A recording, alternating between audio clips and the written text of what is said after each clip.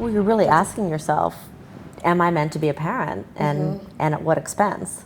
And it's hard because it's all consuming. Like usually when you become a parent, it's all consuming. When you want to be a parent, it's also all consuming. So yeah, it's an interesting sort of state to be in.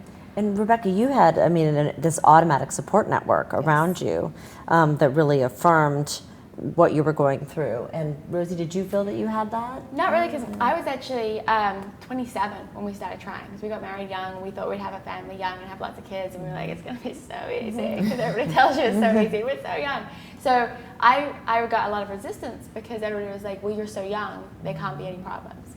So it took me a long time to get to the right place to find out what was going wrong. And then when I was in that place, for me, I found that there was still a lot of secrecy that surrounded people going through infertility, and nobody was really talking about it.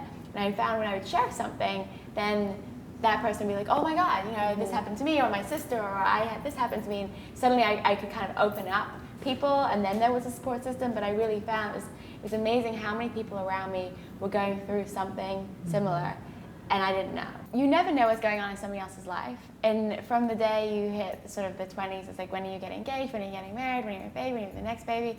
And maybe they've chosen not to have a baby. Maybe they've gone through struggles. You just don't know.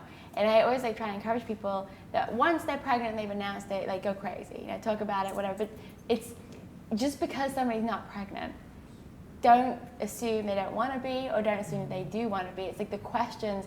Just be more respectful about the questions, because you're right, people do choose not to have children. I see it all the time, other people being very critical about it. They must have struggled, or they must have issues, or they must be weird because they don't want kids.